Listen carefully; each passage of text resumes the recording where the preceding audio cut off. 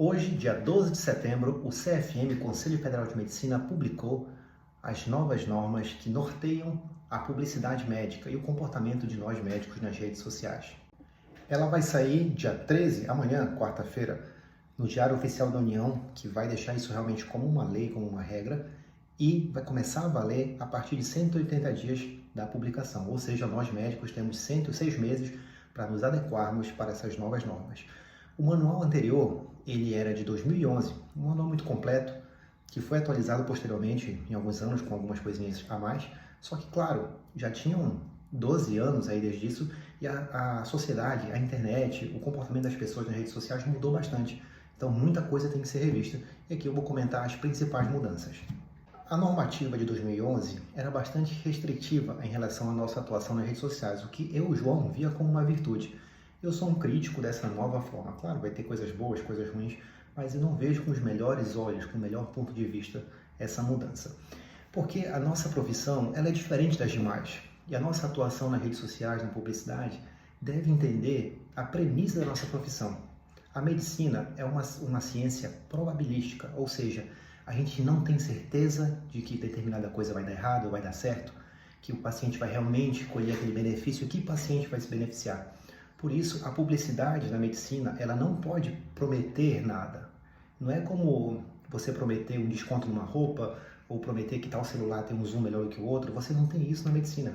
Não se promete resultado. E a remuneração do médico, ela não é sobre fim, ela é sobre meio. Você não está comprando a cura ou a melhora do seu coração ou da sua artrite. Você está comprando a mão de obra do médico, aquele procedimento médico, aquela consulta, aquele tempo que ele teve que dar da sua vida, do seu trabalho, do seu conhecimento para tentar resolver seu problema, e não o resultado final. Por isso a publicidade médica não pode ter resultados, não pode ter antes e depois, como é a nova resolução do CFM. Ele não é qualquer antes e depois que foi liberado.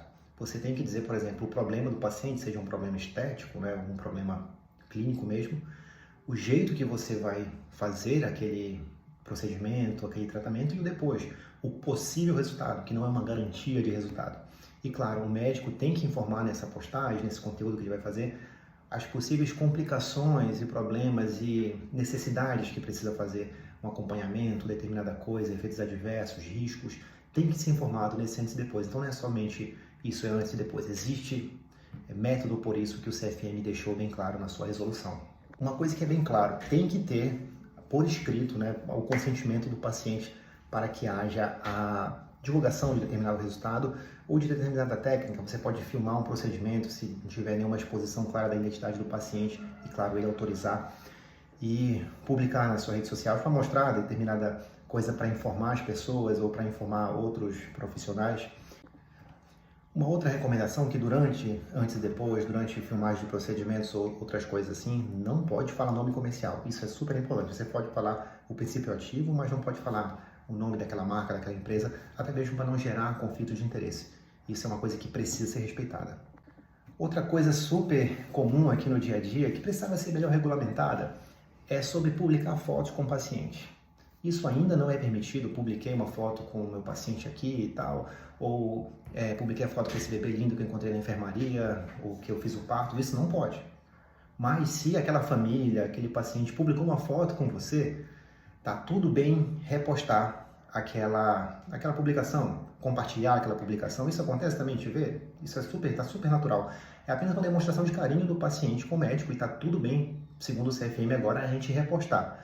Mas o que a gente não pode é, nesse repost, você prometer milagres, dizer, veja como dona fulana está boa, você também pode ficar bem, ou eu sou o melhor médico, ou coisas que fujam do padrão da boa publicidade e da concorrência leal e honesta com os outros médicos.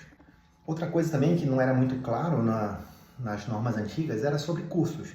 Um médico pode vender curso na internet? Pode. Agora está bem delimitado isso, tanto para outros profissionais quanto para pacientes. Tá tudo certo.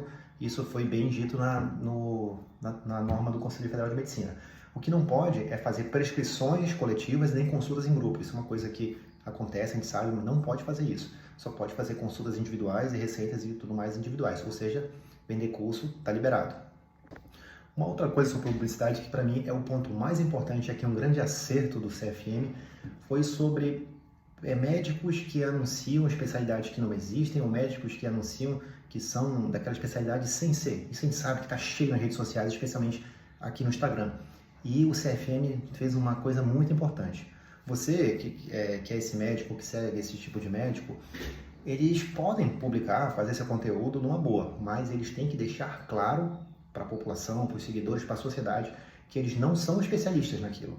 Então tem que ter no perfil ou na identificação das postagens, vamos supor, fulano de tal, CRM tal, tem que conter isso, né? Que é o número do registro daquela pessoa no Conselho Regional de Medicina do estado dela, pois em caixa alta, isso está escrito lá na norma, não especialista. Isso é uma coisa que não existia e, repito, tem que deixar claro para a sociedade que aquela pessoa ali que está informando, ela tem um viés de não ser especialista e até mesmo de poder estar desinformando. A pessoa tem que saber que não se trata de uma autoridade no assunto. Uma exigência que eu achei muito boa para as novas regras para a internet. E só para deixar claro, eles deixam isso por escrito, que só quem pode dizer que é especialista são pessoas que fizeram uma residência médica cadastrada no Ministério da Saúde ou que fizeram uma prova de obtenção do título pela sociedade médica. Por exemplo, um reumatologista só pode dizer aqui no Instagram que é reumato se ele fizer a residência de reumato, ou se não tiver feito, se tiver feito uma pós-graduação, fazer a prova de título e passar, né, da Sociedade Brasileira de Reumatologia, com seus pré-requisitos todos. E aí ele pode sim dizer que é especialista. Para finalizar, o médico também agora pode falar numa boa de determinados aparelhos ou máquinas que ele possua, que ele trabalhe, desde que sejam registrados na Anvisa, sejam liberadas, né, para uso em pacientes, e também ele não pode mostrar que existe um privilégio em relação a determinada marca ou coisa assim, para não caracterizar como uma publicidade para aquele produto, e sim como uma coisa que fala sobre o seu trabalho médico. Muita informação, né, pessoal? Espero que vocês tenham gostado. Comente aqui o que você achou disso, se você foi contra, se você foi a favor, qual foi o ponto que você tem alguma divergência. Eu acho que, gostando ou não, é uma evolução que a gente como médico, a gente como sociedade, precisa discutir mais e passar mais, que a vida está cada vez mais conectada. É isso aí, pessoal.